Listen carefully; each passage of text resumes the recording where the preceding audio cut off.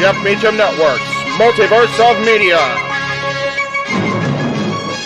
For over 15 years, the recognized symbol of excellence and the standard bearer in coverage of sports and entertainment.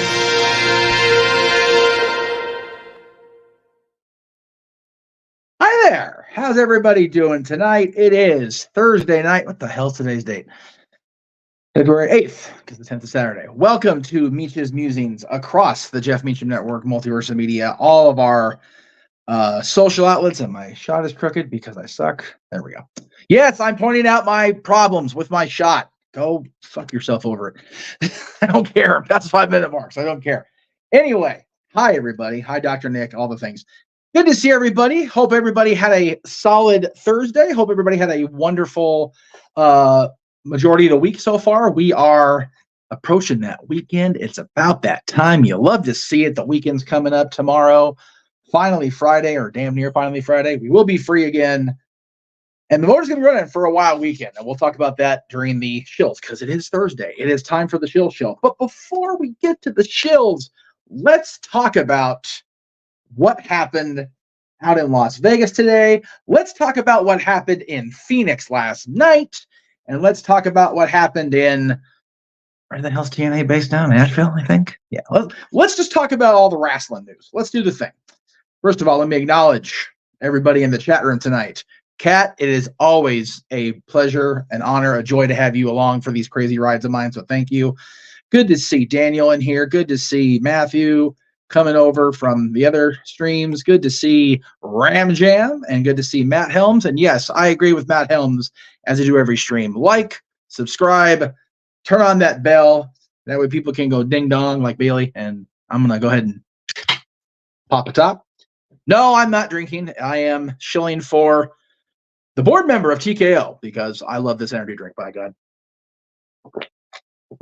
Anywho, so let's talk about the press conference. Let's talk about the WrestleMania kickoff. They were very careful not to label their press conference as the week went on, so I won't either. It was the WrestleMania kickoff at the T-Mobile Arena in Las Vegas, Nevada, where traffic is batshit because it's Super Bowl week and it's crazy up there.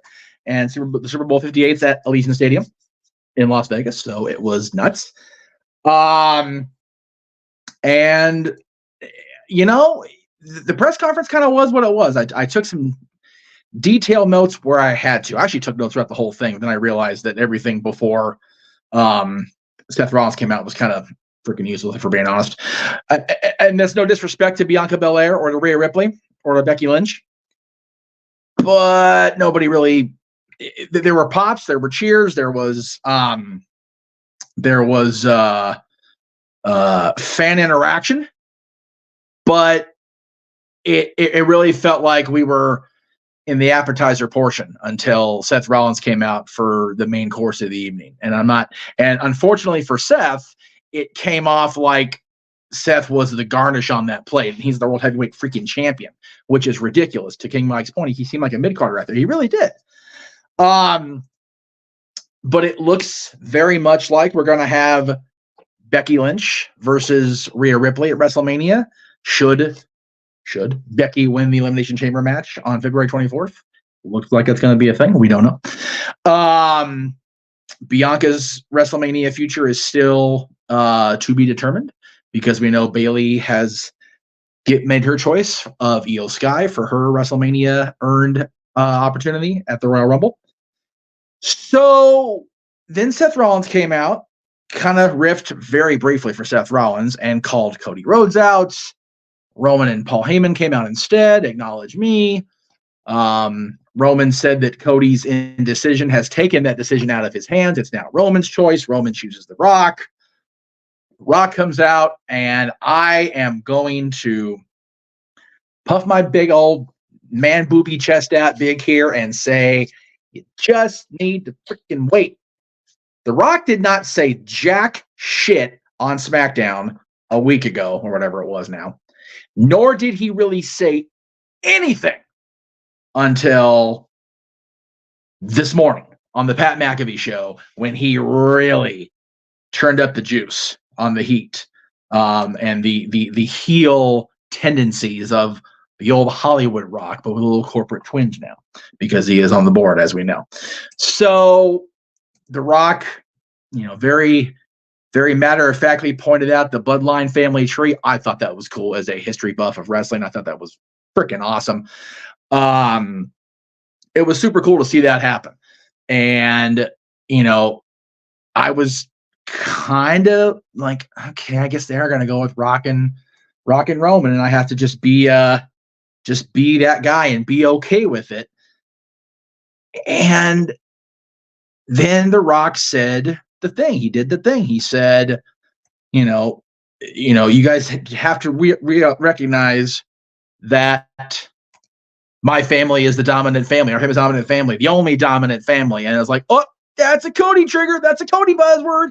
Sure as shit. Where's my mic? Where the hell's my mic? Ah, there it is. It's a prop. I don't actually use it. It just looks cool. Boom, boom, boom. All right. This is bullshit. And he said bullshit. He said the word. So friggin' cool. Anyway, Jesus Christ. So Cody comes out, says that he did indeed chat with Rock, as he stated on SmackDown, but he also chatted with others. Super. Yeah, a few things, Walter. A few things happened. Yes, quite so. Anyway, thank you for $2, by the way. Appreciate that. We all appreciate that across multiple media, so thank you for that. Anyway. And then Cody made his choice, and he chose Roman. I was like, yeah, man, that was great. Dylan, God bless Dylan. He's been so overwrought with schoolwork and everything. He completely conked out during the press conference. He tried to stick with it. Very much like the 2014 Stanley Cup final victory. It was just like, let him be, whatever. Although the couch was here at this point, or the love seat, whatever it was here at this point for that. Yeah, and Josh, they did it. I'm okay with the way it appears right now. But again, I've been saying it for over a week. Long game.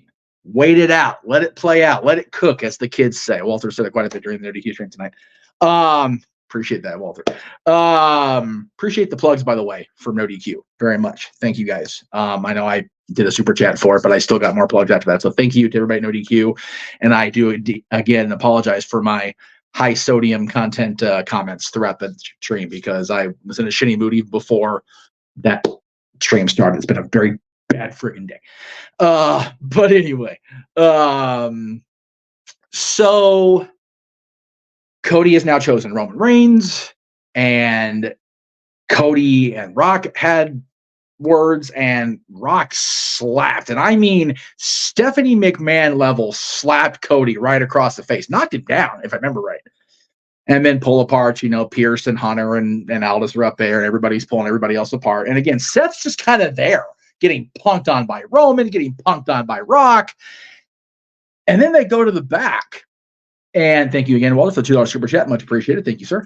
They go to the back with Jackie Redmond talking to, and she called him Paul, which I thought was pretty interesting. So you don't call him Paul on WWE programming. They call him Hunter or Triple H or whatever, but she actually called him Paul. So that was indicative of where we're going, I think. And as they were talking, Rock and Roman came by, and it had a lot of naughty words come out of the board member's mouth. Let him talk shit about my family again, over and over again. And it's like, man, they are leaning into Rock being this corporate, highfalutin asshole. And I'm here for every bit. I'm pretty sure that's the real Dylan sent me. Dylan sent me a reel from The Rock, and I can't access it, of course, because I'm on Instagram. So I will look at that in a second, bud, if you're watching at home. Because I'm in the studio, so he's not here. So I loved this, and I pointed it out during the No DQ stream. That was the super chat I sent in. I really think this was a pivot. I said I was going to give my thoughts. I really think this was another pivot. Aaron made a valid point. I don't think they anticipated the overwhelmingly negative response to Rock and Roman appearing to be the path. The people have been just viscerally angry over the last whatever it's been, 6 days now.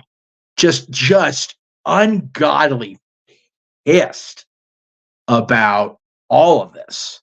And Cody not finishing his story. And, we could get a chamber tag team match. That was one thing that was brought up. And I don't know if I want that, but it could be a path they choose. Again, there are so many.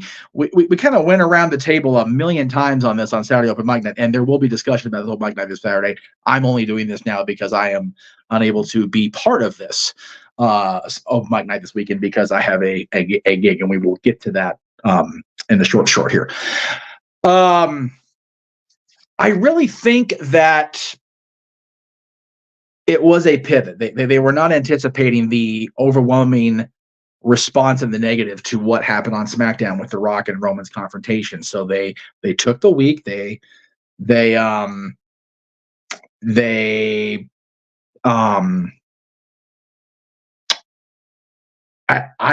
don't think they saw it coming because The Rock has always been so beloved and so popular.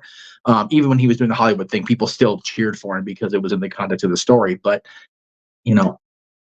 I'm going to try really hard over the next 58 days or whatever it is to not be that guy about it. But here's the deal, folks. When Rock went away in 2004 and didn't come back until 2011, I was angry about it, not realizing what I realize now, right?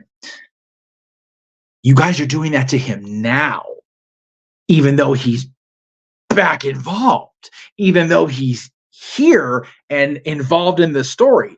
Y'all, and I'm saying y'all because I'm part of it too, we as wrestling fans think we can just have all the cake and eat it too, and that's not the case. The Rock went away, we wanted him back, he comes back, and we're still hating on it. Like, what the hell? This is beautiful storytelling because, okay, well, we're going to be forced to cheer The Rock because he's back. No, they're encouraging us to get behind this idea that The Rock and Roman are above the WWE. They're above the business. And they're going to settle their shit their way. And this Cody guy, this Seth guy. By the way, I said it. I don't know if I don't know if I said it during the stream, but it sounded like he belonged across the street of the MGM Grand with an Emerald City green suit on. Like, what the hell? Did he like take a misdirection and like MGM and they go, no, you're across the street, bro, and didn't have time to change a suit? Like, what happened there? I mean, straight up Wizard of Oz, Emerald City green. It was funnier than hell. And Roman cracking on the cheese was classic for me. Anyway, they thought it would be okay with Rock vs. Roman with the title when people made it very clear we would accept it. Yeah.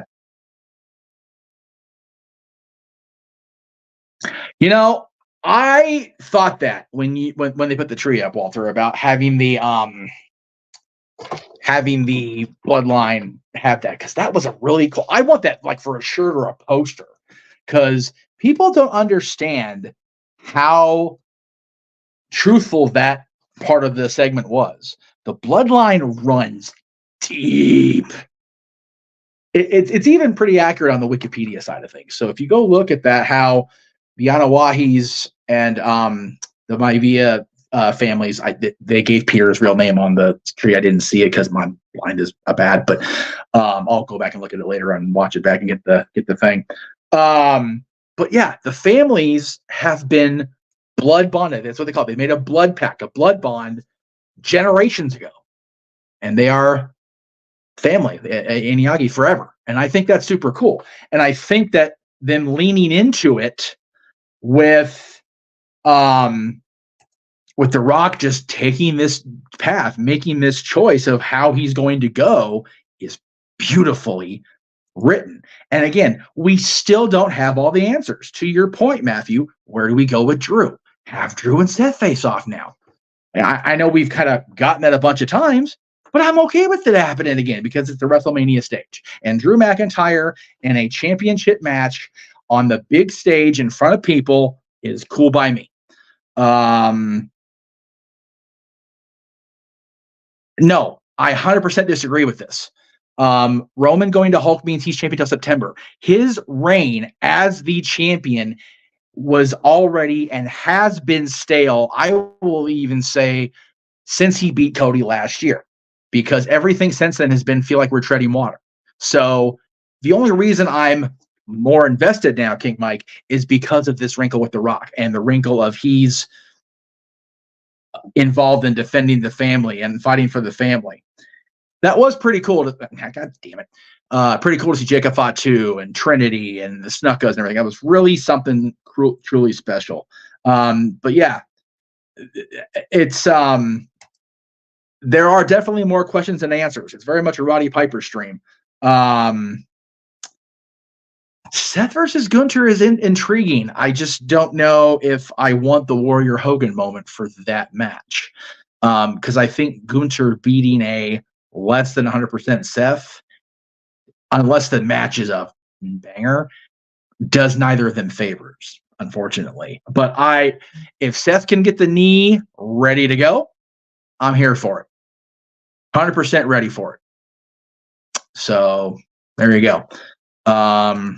Yeah.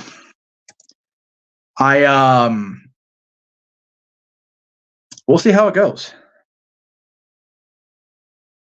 It's going to be an interesting, bumpy road to WrestleMania.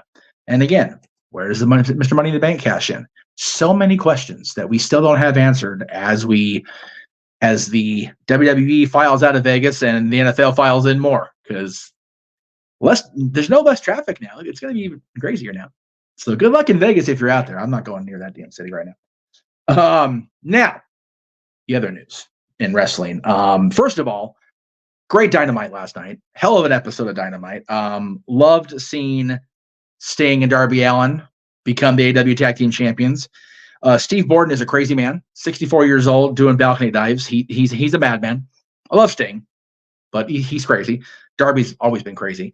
But I know I'm going to have the freaking a good chunk of the group on my ass for this. I don't care. I'm the boss. I can do what I want. That was mostly tongue in cheek. I loved the Bucks coming out there dressed in white, including white hats, because the nice guys always wear white hats, and just beating Darby and Sting to a complete, actual bloody pulp. So the white outfits contrasted with the blood. It was beautiful television. Absolutely beautiful. And now it's almost a guarantee that we have Sting and Darby taking on the Young Bucks for the AEW World Tag Team titles in Sting's last match at Revolution in Greensboro, no less. 36 years after Sting and Flair tore the house down for nearly 45 minutes at the first Clash of the Champions against WrestleMania 4 on pay-per-view. So much long-term story being woven in this, because you've got the Sting story. You've got the Bucks being jaded EVPs. You've got them very much going the same way the Rock's going with this corporate bullshit. I loved every bit of it. I'm sorry JJ didn't. I'm sorry that a lot of folks seem to have not liked it. And I'm gonna respectfully, because I love you, JJ, and I know how we both feel about Matt and Nick, but I thought that was great. Sting's son could beat each one of the Bucks with an anti-venom. Sting and Darby better win. I don't want to see the Bucks doing victory laps on Stingers. You know what? I think that term victory lap's been used just a little bit too much today, or the last couple of days. Just throwing that out there. Victory laps on internet wrestling. Like, okay. If it's a victory, sure. But anyway, I'm here for it. I'm here for it because honestly, if they're not going to go with Sting versus Darby, which I thought maybe would be the thing, kind of like a Michaels Hogan thing, but with far more respect, then might as well be a tag match with some legitimate heat, and everybody seems to hate the Young Bucks. So I'm here for it. That's my stance on it. I don't know a whole lot even now about the TNA news and the dismissal of Scott D'Amore in favor of Anthem's entertainment guy, Anthony Ciccone. It seems like it's just a case of Anthem being Anthem. I don't know if that's the way to go, because it's been proven in the past that Anthem going the way that Anthem wants to go and not letting nature take its course, if you will, has been problematic for TNA Impact Wrestling over the last decade. So I'm tentatively intrigued because they just relaunched TNA with D'Amore's enthusiastic, passionate victory, rallying cry, and now he's gone after being in the company for 20 years. It just seems off to me. It doesn't seem like there's any sort of Vince level stuff going on with Scott, and I hope that's the case because Scott's one of the good old boys of wrestling, but nowhere near as long tenured as some of these good old boys that are now getting rightfully raked over the coals. If you believe what you read on the in the internets, if you will. From all reports, it seems like the going statement is Scott knew it was coming, so it's not like it's this like what the hell. So maybe, but I tend to agree with what we've been talking about within the group and what's going on in the in the chat room. If Scott is a free agent, if I'm Tony Khan, I'm throwing money at this man's feet and getting him to book my women's division because Tony, it's slowly improving back to where it could have been at the outset of AEW, but it still has much work to do, many more miles to go on repaving that very gravelly road that the AEW women's division has become.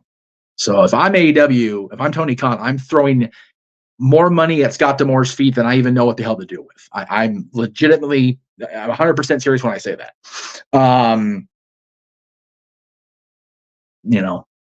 With Anthem, again, if you believe it, that Scott wanted to buy TNA, there's so many different variables out there. Scott D'Amore could, run the AEW women's division. If his executive standing is not at the point of Vince McMahon or his inner circle, he could fit in nicely with WWE as well. Scott D'Amore's got a great mind for the industry. I'm a huge fan of Scott's. I love Scott. I've met him a number of times. He's a great guy too, which is rare, right?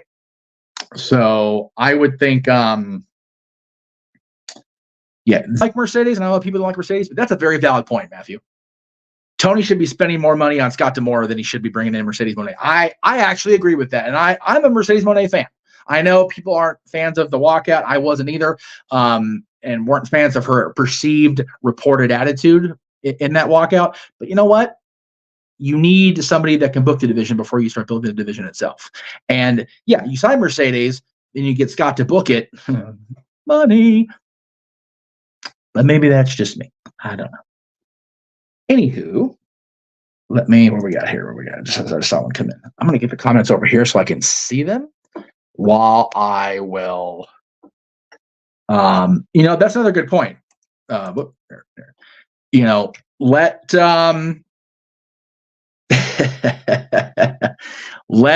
I'm reading the other comments. Let Scott book Ring of Honor. That's a great idea too. Again, much like a WWE main event storyline, there are so many options.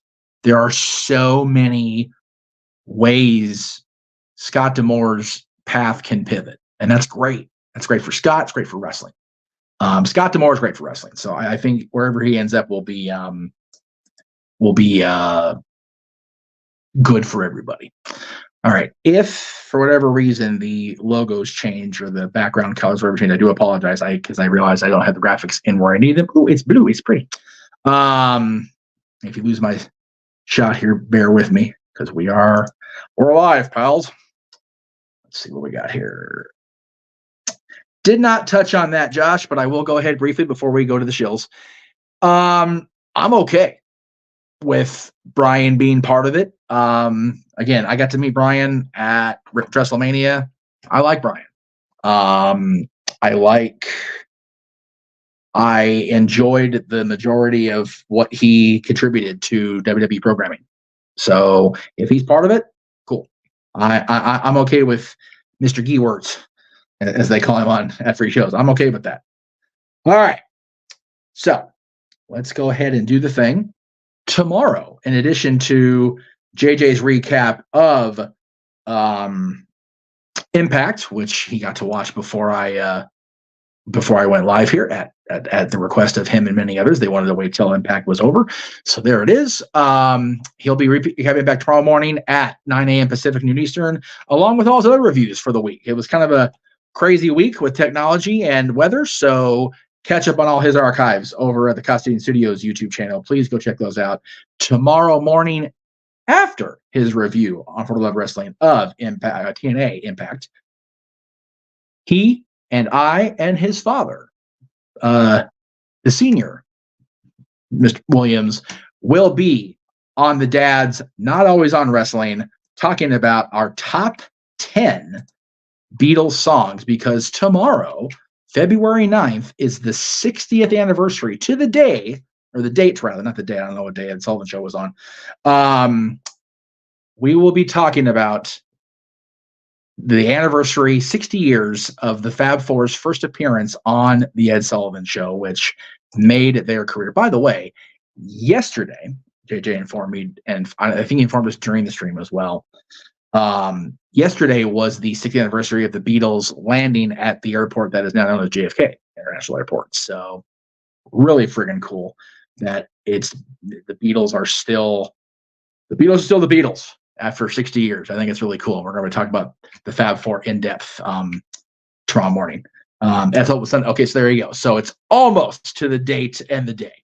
Definitely the date, almost to the day. Pretty friggin' cool. Josh, very likely.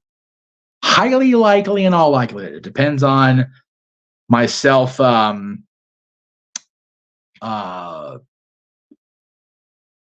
off debts in time to head to Rebellion. Also, it's April 20th in Vegas.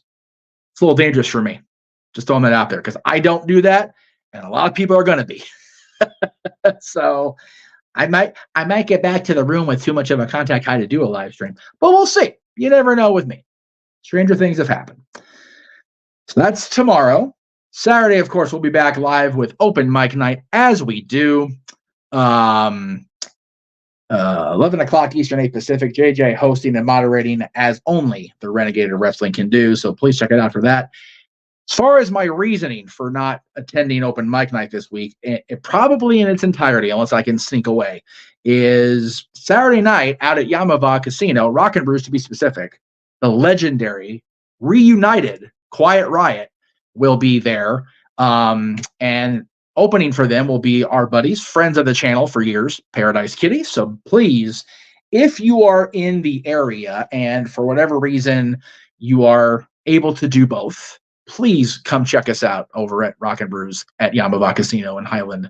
The old San Manuel Casino. It's now called Yamava because sponsoring is a thing, or name rights are a thing. So please check us out. Sunday rather, during the Super Bowl, we will be our friends, the LA Dolls, featuring former primary Paradise Kitty member Ariel Belvalere, will be at the Topanga Social, much like they were last Saturday, from 7 to 10. And my friends Jesse Fury and The Sound, including another former Paradise Kitty member, Nikki Stevens, will be at the legendary Mint on Pico Boulevard in LA Wednesday night, February 21st. I don't have the graphic in here for the other group, but the Pinktastic Plastics will be at the notorious Whiskey A Go-Go coming up on next Friday, February 16th. So lots of stuff going on for the Meach outside and inside of wrestling. It's good stuff, good times. I think that's why the original founder's coming back. Again, the names are escaping me. I am so sorry to everybody that's involved with this show. My brain is fried, if I'm being 100% honest. I will say, this is the first show with the returning founding member. He's been gone with the band from the band for like 20 years, so he will be there as part of this show at Yamava. And Paradise Kitty, myself, everybody involved, we're so excited. So if you can be a part of it and do open mic night as well, please do. If you can't, go to open mic night. I need the money, so does JJ, for being honest. WrestleMania 41 in Vegas, possibly. We'll see. I'm here in Minnesota, but we'll see. We actually did do a the girls sang happy birthday to JJ during open mic night. I think it was, or maybe it was a different stream. But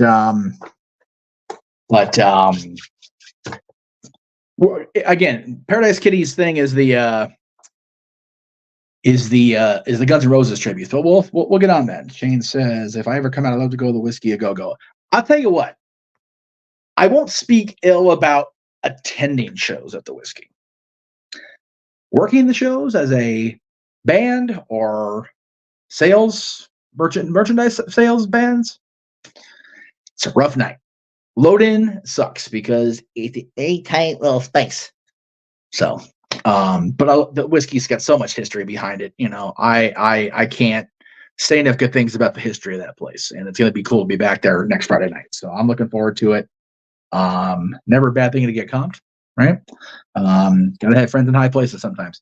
Thank you guys again very much for all the love, the super chats, all the things tonight. It is much appreciated. Again, we'll be back tomorrow for the Love of Wrestling with JJ, 9 a.m. Pacific, talking about tonight's Impact. And then right after that, we're going live, the top 10 Beatles songs of all time on the Dads, Not Always on Wrestling.